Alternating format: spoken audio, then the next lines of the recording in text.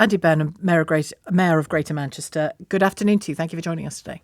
Good afternoon, Sheila. So she understands your motivation, but she says, steady on, not going to happen yet. I mean, why don't you outline what you want and why, first of all? Yeah, well, I certainly would hope to persuade Rachel. Labour Wales has used its devolved powers to suspend it. Scotland, I think, has done the same. And specifically, I'm not talking about taking the right away from people. What I'm saying is I have a plan in this mayoral term to build a new generation of council homes in Greater Manchester, 1,000 at least, in our 10 boroughs. 1,000 in each 10? In each 1,000 in each of our 10 boroughs, so that's 10,000 overall.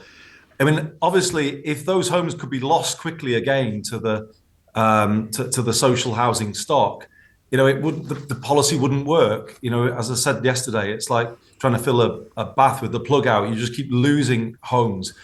And the truth of the matter is, as a result of the current right to buy policy in England, the housing crisis gets worse every single year because the social housing stock is shrinking every single year. And we are not building anywhere near enough social homes to replace those that are being lost. And this is the thing, really. If politicians are serious about tackling the housing crisis, you have to have an honest conversation about this. I think, I was in Westminster, Sheila, as you know. Sometimes in Westminster, it's about the optics of things or how will this play with a particular group. But when you do a role like I'm doing, a devolve role, leading a city region like this one, you just have to look at the practical reality of things.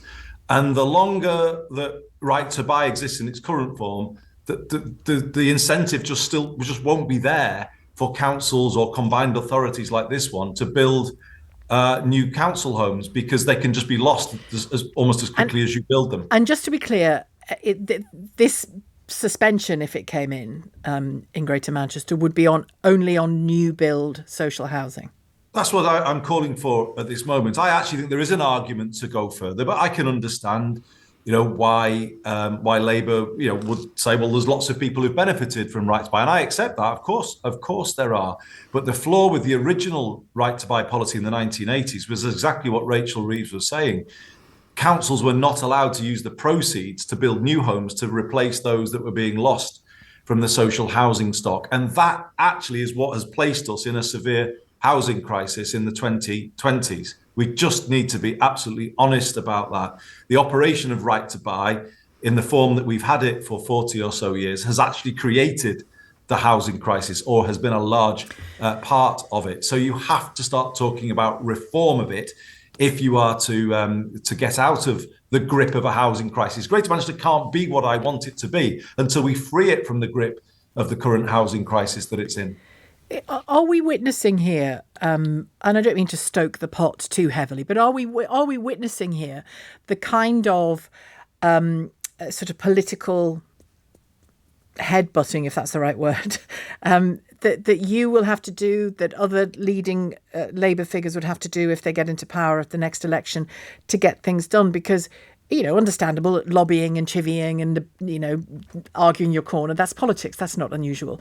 But people want to know that something new and something different and something that's going to get things moving is coming. And this is, in a way, an interesting example of that, isn't it? Because you're clearly going to have to convince Rachel Reeves of this. And if she becomes Chancellor, she's holding the purse strings. The Westminster has a great deal more of the power than you on this. And yet, as you point to Labour Wales, there are already devolved examples where you see things getting done differently. It's, in a sense, it's a test case, isn't it, for the relationship that mayors like you will have with a Labour government. I think, and it's not a sort of a confrontational thing, and I'm not putting it forward in that way. This is a call that I hear from all of our housing professionals and our councils in the city region, and I am representing them, and it's my job to represent them to Westminster. So this is, to be honest, Sheila, I see this as a sort of a maturing of the political debate in England. Devolution is bringing a new dynamic to that debate. We've had a kind of a period through most of our lives where Westminster has been the only show in town and there's only been one line. Well, it's not like that anymore. Devolution is bringing different perspectives we were the first city region in the country to say, you know what, deregulated buses are just not working for people, and we want to put them back under public control, and we have put them back under public control. And this is another one of those issues that's a sort of hangover from the 1980s. That has kind of left us in quite a difficult place in the 2020s. Let me to be absolutely plain. I am not saying remove the right to buy from everybody. I'm not saying that.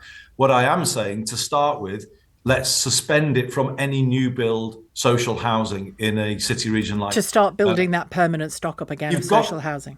Until you've got a position where you're building more than you're losing, the housing crisis is getting worse. So at the moment, we're losing more than we're building.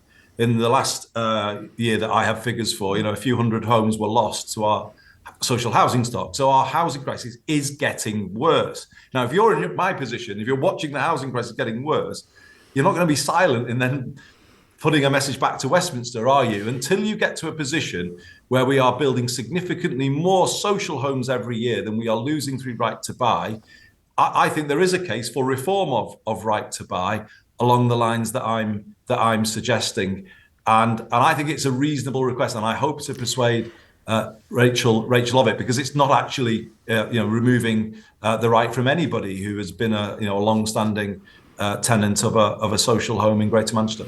Well, you might have a new ally on this in the Labour Party in the form of Natalie Elphicke, Andy Burnham. On housing, she says Rishi Sunak's government is failing to build the homes we need. Last year, we saw the largest fall of new housing starts in England in a single year since the credit crunch. And she goes on to talk about no-fault evictions and ground rents and the like. Can I ask you about these defections that we've seen in the last couple of weeks? Should Labour be welcoming people defecting from the Conservative Party at this point? And they're not even going to stand in the election. I mean, what's the point? I mean, a party is always trying to win over voters and supporters of other parties. I mean, that's how party politics works. And I don't know what discussions have gone on here. I don't know the background to this situation. It's the first I really heard of it when I heard you talk about it at the start of this interview. So I don't know the background, but obviously, any political party makes its arguments, and if more people are coming over to those arguments, that's a good thing. If Natalie Elphicke has said those things about the housing crisis, well, that would indicate perhaps that there's more consensus around what I'm saying than people might realise, that this isn't a straight clash of right and left. That issue with the buses I mentioned before, it's interesting now how a bigger consensus is building around that it's been a bit of a bad turn really for buses to put them down that deregulated route. So I honestly do think devolution is changing the political weather in England, is changing the political discussion.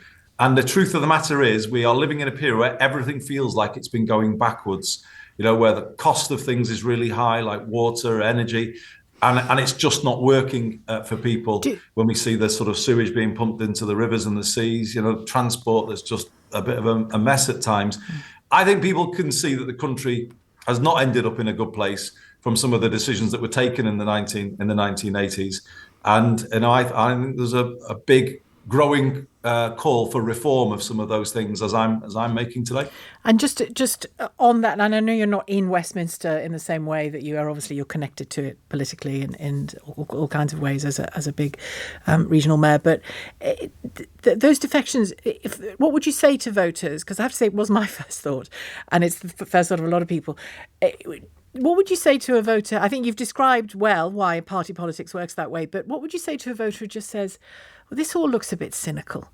Just, your party's going to lose. Suddenly, after 14 years of being a Conservative MP or minister, you suddenly think, no, Labour were right all along. I mean, you can see why voters think, oh, for crying out loud, this lot.